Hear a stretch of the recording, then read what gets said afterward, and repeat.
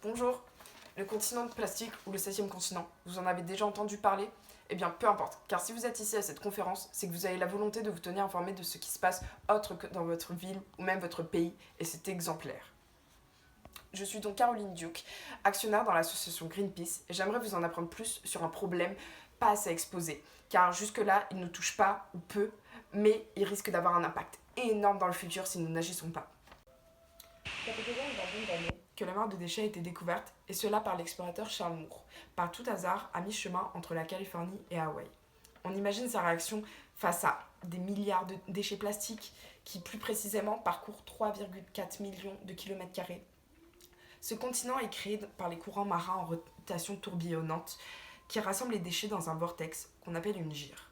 Ce n'est pas une masse comme on pourrait le penser en entendant le terme de septième continent, et même que 80% des déchets sont invisibles et ne dépassent pas 5 cm.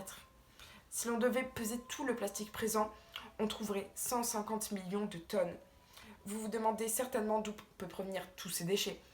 Eh bien, en fait, la mer de déchets, c'est comme la poubelle de 5 pays.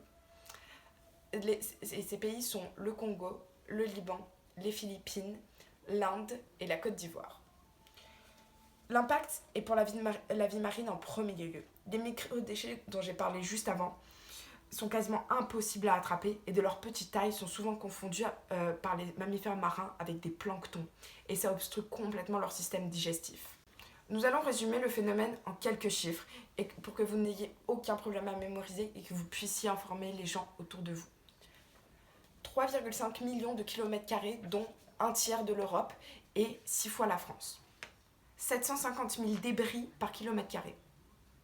Vortex composé de 80% de plastique qui provient de la Terre par les fleuves. 267 espèces marines sont affectées. Maintenant que vous êtes un expert sur le phénomène et ses causes, il est temps d'aborder les façons de lutter, qui sont au nombre de 4. Donc on va y aller par étapes, de la 1 à la 4. En premier, il y a la collecte. La collecte, c'est la solution simple, entre guillemets, sachant qu'elle est faite par des individus, il n'y a aucun danger pour les animaux, mais évidemment, elle a plus de failles que de bons points. Il n'y a qu'à se remettre en tête le nombre de déchets à collecter, et à moins qu'1 milliard de personnes se portent volontaires, c'est quasiment impossible. Ensuite, il y a la recherche. La recherche est un moyen quelque peu différent, car elle permet surtout de comprendre avant tout. Néanmoins, depuis 2013, des expéditions sont mises en place par le CNES et l'Agence spatiale européenne visant à collecter et étudier le plastique des océans. Après, il y a le nettoyage. Le nettoyage est un projet nommé le Ocean Cleanup, mis en place par Boyan Slat, et consiste à nettoyer l'océan Pacifique de sa mer de plastique. C'est une barrière de 3 mètres de profondeur qui se déplace toute seule à la poursuite des déchets, tel Pac-Man un peu. C'est un bon concept visant à supprimer 90% du plastique d'ici 2040. Incroyable, n'est-ce pas? Eh bien, pas vraiment d'après les spécialistes. Le clean-up représenterait un danger pour les petits animaux marins qui seraient embarqués par les barrières et surtout, ce n'est pas en mesure d'attraper les microdéchets, alors que c'est ce dont se compose majoritairement le septième continent. Enfin, il y a la loi et la sensibilisation. Là, c'est un cas de proximité car c'est le cas de la France. Le ministère de la Transition écologique et solidaire a mis en place en 2017 une loi visant à supprimer les sacs plastiques à la sortie des caisses et, début 2020, une loi visant à supprimer la vaisselle plastique telle que les pailles dans les lieux de restauration par exemple. Et ont même interdit les cotons-tiges en plastique.